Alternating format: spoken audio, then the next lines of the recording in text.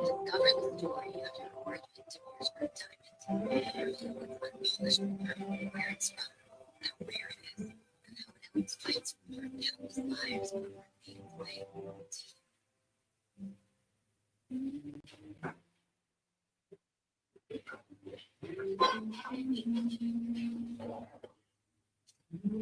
All right, let's get pass on first second when only Smooth Swift speaker checking in for a daily Smooth Swift thought, giving you a perspective on teamwork you will not get anywhere else. We do not teach you how to rise to the occasion here, folks. What we do teach is how to fall to your level of preparation. Oh, it's been a while. It's been a while. Make Your Move Monday. Another Make Your Move Monday. When I say it's been a while since I can come on and Make Your Move Monday with a celebratory tone, seeing that my Washington Redskins finally won a damn game. Finally won a damn game. A clean sweep of those New York Football Giants. As horrible as the season has been for both of us, it's really good to say, because I went to school at Stony Brook and a lot of New York friends. And it's really cool to say, hey, at least we beat the Giants. And as bad as they are this year, it was like barely anyone was at the game, but it feels good. Feels good to know that my Washington Redskins won. And it's funny because watching the game at this sports bar, and I saw a group of Redskins fans there, and I said, "Oh, hey, you guys, Commanders people," and they're like, "No, we don't use the C word around here. We're Redskins people, okay." So, all that being said, it is Make Your Move Monday, kickoff question of the week, and I'm still processing it. All right, understand? It's been a whole weekend now with my college team. By the way, if you don't know, if you're new around here, make sure you like, comment, subscribe, share this out. Just know I'm a huge diehard Michigan Wolverines fan. So this news about Sherrone Moore has been something that I'm still processing. So now that I've had a whole weekend to process it, it has created this week's theme. It's kind of the catalyst and the thing that has launched into a bigger conversation about, are you controlling your lust? All right, hear me from my heart. This is today's Make Your Move Monday kickoff question, and it'll be tomorrow's top five Tuesday in terms of top 5 ways to control your lust, because I gotta tell you, it is absolutely the difference between life and death. I'm telling you right now, I'm looking you right in your eye. Lust, how you control your lust, how you control your sexual desires, how you are able to maintain and have a sense of discipline about yourself. It is the difference between life and death. And then you can look at it in every single phase of life. The question today, the question throughout this week, as a business owner, are you in control of your lust? Are you in control of your sexual desires? And then again, for those of you who are new around here, the way it works on Monday is I'll put a question out there, then I'll answer it myself. Now, to fully answer the question, first of all, to answer the question, the quick answer is yes, I'm in control of my lust. You're speaking to someone, you're listening to someone that went over 10 years of being celibate by choice. It was something that was a decision for me, and messed up here and there, kind of messed that up here and there. But the 10 years span, the decade in which I spent there, made it so I never got tripped up too much with it, because I got used to life without it. And there's a lot of people out there, a lot of business, a lot of folks out there who have yet to get used to life without it. And that's crippling them. That's crippling their decision making. They're losing a lot of ground because they can't look at a person as a whole person. There's this sense of selfishness that's already embedded in them that they can't remove themselves from, and it's going to take time for you to take time alone for you to remove yourself from this essence and this element of selfishness when you're doing it from a selfish place and you're not doing it from a selfless place to the point where you want to go out and create things. That's what I mean when I say, are you in control of your lust? And I'm telling you right now, the Sherrone Moore situation teaches us anything as businessmen. I'm not one of those that's going to turn into a black, white, Mexican, or Hispanic, Asian, blue, yellow, whatever race or ethnicity you want to name out there. We're not going to turn it into that, because this is a human issue. A human issue is, do you have control of your lust? Because if you do not have control of your lust, the same way Sherrone Moore's life has blown up to the point where I don't even think he deserves the title of Coach Sherrone Moore anymore. He's lost that title. He's lost that respect. He's taken our profession, especially, again, I was speaking specifically as a black male. All right, he's taken our profession and he's taken our ethnicity and our profession, and he set us back a little bit. He set us back a lot based on what he did. All right, and we does not deserve the title of coach no more, as far as I'm concerned. But he's not the only one that has done things like this, and we have to understand that it's all because you didn't control your lust and you took advantage of a situation. And the sad part about it is what is starting to come out is the fact that, hey, his wife, the one that he has 3 kids with, actually knew about the situation and was okay with it. And it's a whole lot of mess, a whole lot of drama that I'm not going to rehash. I'll probably dive deeper into just my thoughts on it because I'm processing it. I'm processing it as a Michigan fan to see the coach that just won us a Rely football, won a national championship, just literally a year ago. He's on the podium. We're celebrating him as if he's, going to build out the future of this program. He's in a white jail jumpsuit. I mean, in all honesty, we're going to be, as Michigan fans, we're going to be happier without him than we were with him. But at the same time, it's a lot to actually process in terms of how everything can just blow up because a person doesn't have a grown-ass fucking man. Grown-ass man. I'm working on my swearing. A grown-ass man can't take control of his sexual desires, and you're deciding to, bone one of your staff members, and because your wife is okay with it, then you continue. Come on. So again, we'll do a deep dive on all that in about a couple minutes, about a 30 minutes, half hour from this recording. Main website to check in again. This right here, when it comes to employee development, this right here is the key piece to your employee development, because relationships do happen at work, and you have got to make sure you're getting in control of it. Not to say it's a bad thing, not to say it's a good thing, not to say it has to be a real thing, and it has to be a genuine thing. So again, I'll do a deeper dive on this. Main website to check out to dive deeper into all the work I do. Everything employee development, makeyourmove.com. That's MAKEYAMOVE.com. One-stop shop for your teamwork and your self-development needs. As one Crookshank to one. All right, guys, you guys see it right there. Let's just jump right into it. Again, all things employee development, just jump over there to makeyourmove.com. That's MAKEYAMOVE.com. One-stop shop for your teamwork and your self-development needs. Make sure you actually get a copy of the latest book, which is How to Be a Win-Trepreneur. It is available for pre-order now. How to Be a Win-Trepreneur. All that stuff, between whether it's the book or whether it's employee development, all of that is available on makeyourmove.com. Actually, too, we're going to be adding some insurance for you business owners as well, health and life insurance to offer you employees. I'm officially, getting licensed, in the process of getting licensed. Got my test passed this week, thank God. So, again, it's all going to be all encompassing right there on makeyourmove.com. So, all that being said, let's jump into today's topic, because aside from all that, I've got to get it all off my chest. Now, what you guys just saw there was a short version of me figuring out how to process seeing what's right there on the screen.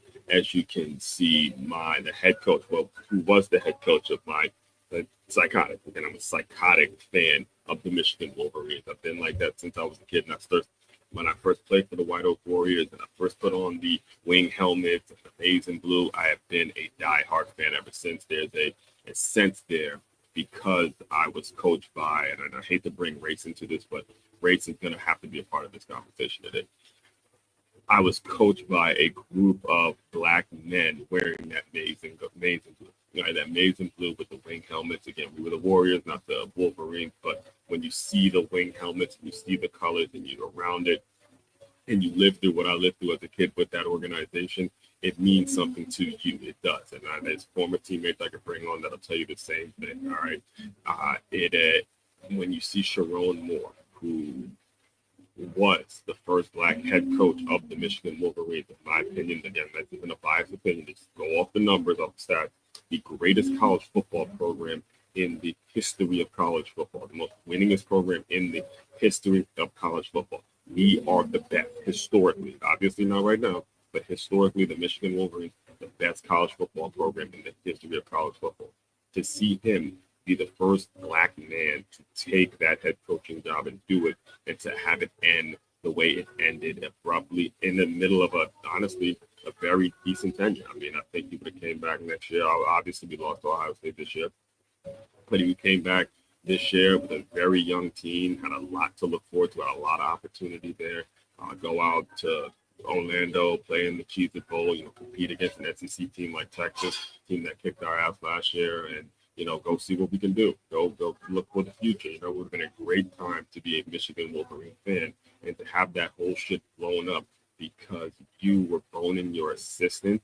And again, I'm not sure if this is fact or fiction, but what's already come out is that your wife was okay with the fact that you were boning your assistant. The only reason it came out was because she got her pregnant and she ended things, and a bunch of stuff that is just absolutely despicable. It's despicable, despicable to think about how you blew that opportunity because you couldn't keep it, because you couldn't control your sexual desires, and to see that guy who represented so much possibility for us, for me, again, black male coaching the program, to see that guy who represented so much for us as Michigan fans and as black coaches, to see him in a white jumpsuit, in jail, is absolutely something that's heartbreaking. It's heartbreaking, and it's right there in today's Making Move Monday kickoff question. Fellas, men, women, for everyone listening to me, because we all have it. We all lust after things. We all have sexual desires. We all love the idea of sex. We've all been again, most of us listening, you guys listen to, most of you within the sound of my voice have had it, are not versions, all right, and you've been there before. So I want to take time off this. Right. The sexual desires are something that everybody feels. Why does the thing? No, I don't want. No. Why is it doing that? It's because it keeps.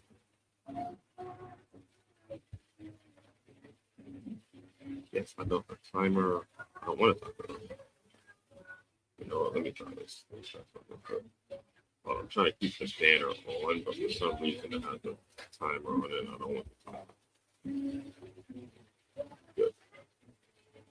Good.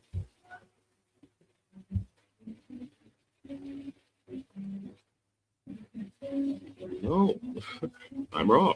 Why is he doing that? We're off. And just wait. All right, time is off. Yeah, so where was I? Yeah, so for the folks who have been sexually active or are sexually active, have been there, done that. It is so important, and all of us have. We all have the feelings. We live in a society that uses sex to sell a lot of products. They sell it. They sell this idea of a family. They sell it as if all it takes is sex to build a family and all that kind of stuff. So we've been there. We all live in 2026 basically. So we understand it. The key is to get control of it, to develop enough self-discipline and control of it. And it starts with having the right people in your corner, being very transparent, very honest with you about the realities of the decisions that you're making, all right? And the sad part about this whole thing, this whole story, is he is supposed to be the guy telling these young football players to do exactly what he did do. You're supposed to be the guy. You're supposed to be the guy telling these young football players, pretty much millionaires at this point, or at least thousandaires at this point, young men who have a bright future, obviously playing for a great program like Michigan. You're supposed to be the one telling them, hey guys, control that shit, man. Get your degree, go come in here, bust your ass, work hard, and stay out of that problem, because stay out of that place in which you're letting the ladies trip you up, because you have your entire lives ahead of you. You're supposed to be one teaching them not to do these things that you did. And that's the part that drives me nuts. As a fan of the team, you draw strength from the program. You really do. And when you further remove yourself from the game as a player, you start looking at it as a way of building your business and building your organization. So again, I could talk for hours on this. Let me get the reason I go through these articles, by the way, when I do my live streams, is to keep me from going off on a tangent. So make sure you're following me on medium.com. That's medium.com @MoveSwiftly44. When it comes to this book, it's going to be a collection of the articles that I put on Medium, as you can see there, along with the 8-step process on how to be a wintrepreneur and what being a wintrepreneur is all about. So again, if you follow me on medium.com, you get special discounts and things like that on the actual hard copy book. And the difference is the difference between reading a book online and reading a book like a paperback, like an actual physical book that you can highlight, go back to, refer to. There's a big difference in that. So that's why I'm turning the articles into a book. Let me see how many. There's well over, I can't even tell you how many I have. It is 429. 420. Yeah, that's the one, by the way, coming out tomorrow. So beyond the list. 429 articles right here on medium.com, all related to things that are going to be very important. So that's what this book is going to be a collection of. So anyway, let's get into it. I like to keep these around the 25-minute mark. Let's jump right into it. So, are you in control of your lust? And again, that image, man, it's it's really, really hard to see that. Yeah, that's a tough thing to see. That's a tough thing to see. National champion, coach, Live West Bowl champion, Big Ten champs. Yes. All right, here we go. I had the weekend to sit with the Sherrone Moore catastrophe, all right? Not scroll past it, not joke about it, not turn it into a hot take. Sit with it. That's what I did all weekend. I sat with it. I had a great weekend. One came in second in the 5K and the 10K. Excuse me, the 6K. Yeah, 10K. It's 6 miles. 10K is 6 miles. I came in second in my age group. Literally missed about less than 10 seconds. I'll talk more about that Wednesday. But I've sat with everything that kind of transpired and just how much it really, really does affect the person that is a fan and kind of been on the outside looking in, right? So I've had the weekend to sit with it, and the more I sit with it, the angrier I got. Not just as a Michigan fan, but as a Black man, a former college football player, a coach, and a leader who understands what it means to be the first, all right? When I say be the first, I mean, in my situation, the place that I'm a coach, I'm a sports fitness coach at a school that did not hire coaches, doesn't have an athletics program, doesn't have a fitness and sports program, didn't have one before Aswan got hired. Aswan got hired as a teacher, and all of a sudden they created a position. So I understand from it. It's obviously a lot smaller than being a Michigan football head coach, but still being the first to do something, actually being the first to do something, the same way he's the first Black man to be the head coach at the University of Michigan. I'm the first sports fitness, period, Black, white, whatever, sports fitness coach, period, at the school that I currently teach at. So I understand the importance. I understand the fact that I'm kind of the model. I'm setting the tone for what the future is going to look like. Being the first to do something is absolutely something you have to take seriously, all right? So I understand what it means to be the first, because it wasn't just a bad decision. This wasn't just a bad, when I say this wasn't just a bad decision, I'm referring to what he decided to do with the assistant, obviously, all right? Because this wasn't just a bad decision. This was a failure of responsibility, all right? Being the first is not a trophy. Hear me again. This is me speaking from experience and putting it out on paper and actually putting it out publicly for you to listen to. Being the first is not a trophy, it's a burden. Let's start here. When you're the first to do something, especially at an institution like the University of Michigan, you don't get to pretend you're just one of the guys. You can't. Okay, this is a mistake that he made, that you expect a Bryce Underwood, 18-year-old freshman kid, to come in there, bone a couple, shorties or whatever, and move on. That's what you expect. You expect one of the freshman DBs, one of the freshman wideouts, somebody that running back, some that they just saw score a touchdown on Saturday morning. Saturday afternoon. Some girl sees him scoring a touchdown and doing his thing on the field, right? And he goes back in the dorm and he's all excited and he goes and does his thing. He goes a couple of the little shorties or whatever. That's what you expect a player to do, man. You expect that. And you're supposed to be there. You're supposed to be there and say, look, I get it. I got you. You did your thing, but don't make a habit of it. You're not supposed to be the one boning. You're not supposed to be the one boning your assistants. No, you're supposed to be the one telling them that's what you're not supposed to do. That's what you're not supposed to do. Okay? That's your responsibility, right? So you don't get to pretend you're one of the guys. And this again, outside looking in, this was the sense that you get from him. You can't be one of the guys if you're Sherrone Moore, all right? You represent history, you represent progress, you represent opportunity that wasn't available to the people who came before you. Whether you ask for the responsibility or not, once it's on your shoulders, it's yours. It's yours, okay? It's your responsibility once it's on your shoulders. Right? Seeing the first Black head coach in Michigan football history sitting in a white jail jumpsuit just 1 year after delivering the biggest, and I forgot to mention this in the intro, the biggest win of his career was a year ago from this day, an upset in Columbus against Ohio State. It was sickening to go from that 365 days ago to this bullshit right here. Come on, man. It was sickening, not just because he lost the job, but he squandered. just ruin the trust, ruin any sense of trust, any sense of ability to lead people. He ruined trust. He ruined it. Okay? Talent didn't fail him. It was discipline. Understand this to be a story. It was the discipline that failed him. Let's be very clear about something. Sherrone Moore didn't lose everything because he wasn't good enough. He didn't lose it. Obviously, he can coach. I mean, he was good enough to coach a team that beat the national champions last year, right? And he was good enough to coach a team the year before to win a national championship. So he knows what he's doing. He knows X's and O's wise what to do. He's a good coach from a schematic standpoint. Whatever he was selling to his players, they were believing in him. He was bringing in a great recruiting class. He was a great coach. It wasn't his talent. It was not at all. What was it? Same thing that a lot of you guys listening to me now, business owners, same thing you got to take control of. Your talent, your ability, what you know in terms of what your schooling was or where your background is or how you grew up, you're absolutely 100% talented in something. So it's not the talent, the ability that's going to fail you. The failure is what? You see it right there. Discipline.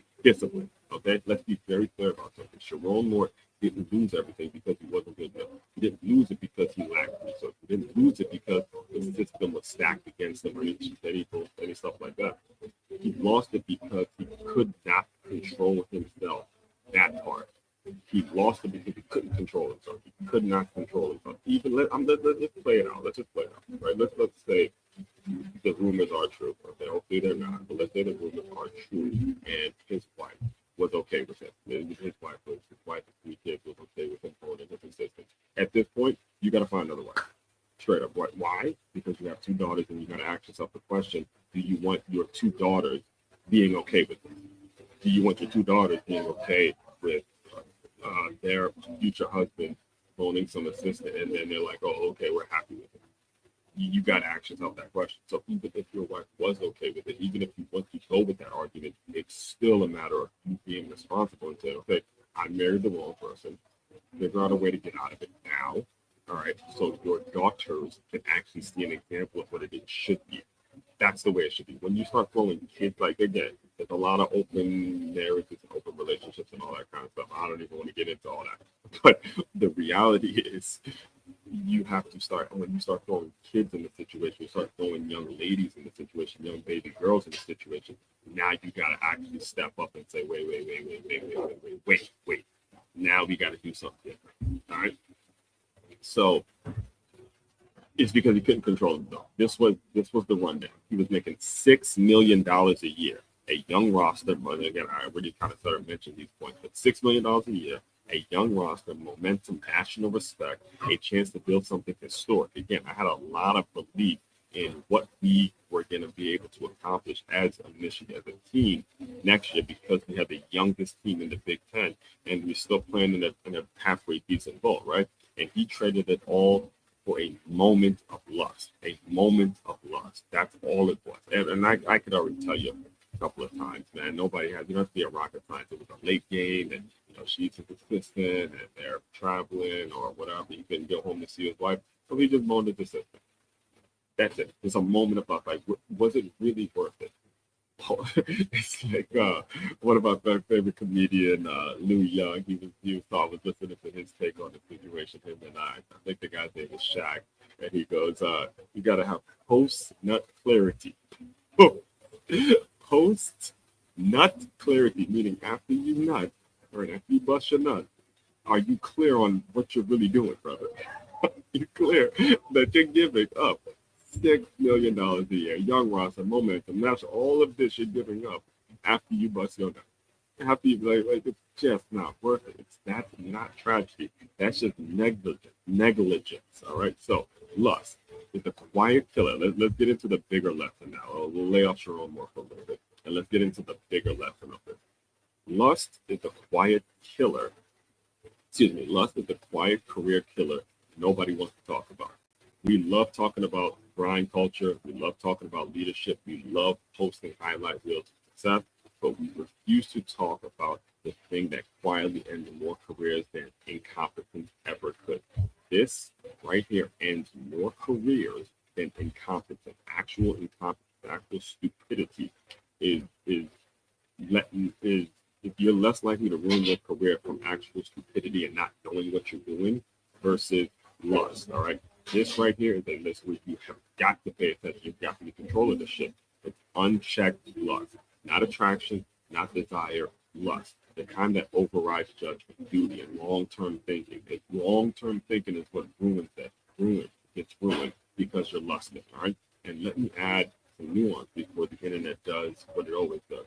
I don't automatically have an issue. So here's another. So I don't have, I'll read it to you directly, and then I'll elaborate on the point. I don't automatically have an issue with leaders forming relationships with people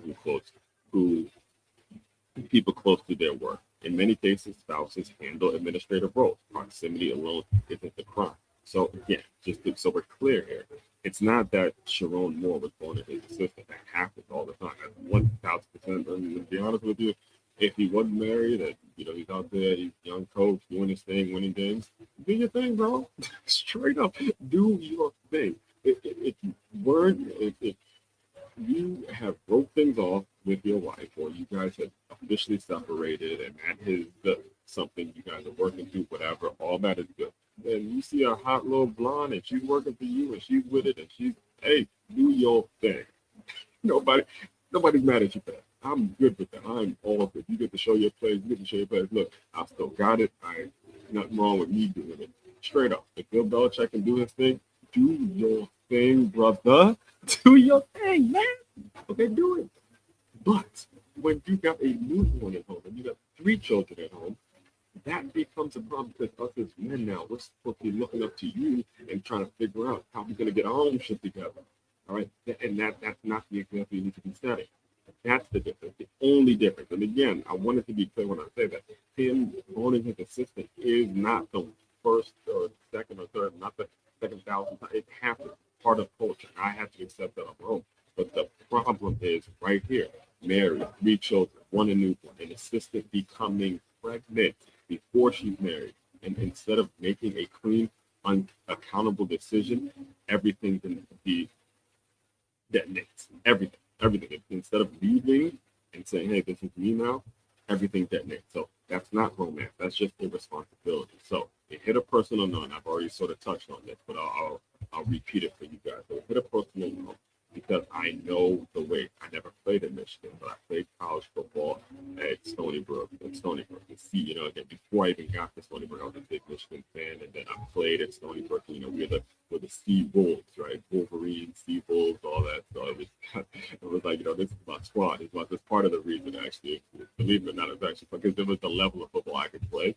And then when I saw Sea Wolves, I'm like, it'd be great to end my football career being at Sea Wolves. Wolverine, because I was such a diehard fan. And also, not only that, but I had when I first got to Stony Brook, my locker was right next to a guy named we called C. Rich. He had played I think about half a season with the Seahawks, but he had transferred from Michigan, and he was my locker. He was like my locker mate. So it was like, this is it. This is the perfect way for my career to officially end and get into coaching. So I had a locker next to a teammate who transferred from Michigan. That program has been a part of my life since I was a kid. All right. So, and today I carry my own version of being person. Like I said, I sort of touched on this at the beginning, but I'm the first person at my school to hold the title of coach. The position didn't exist before I arrived. So I understand what it means to walk into a role where all eyes are on you, whether you like it or not. That's why the story ends, because when you're the first, your mistakes don't stay personal. They become examples, whether you want them or not. So stop pretending this is real. This isn't the kind of collapse this kind of collapse isn't real. It happens in boardrooms, right? This kind of stuff happens in boardrooms, happens in athletic department. Yes, believe me, hear me on this one. It happens in churches too. It happens in churches. There's stories of pastors are banging their assistants. It happens. It happens in startups, all right? It happens everywhere power and access exists.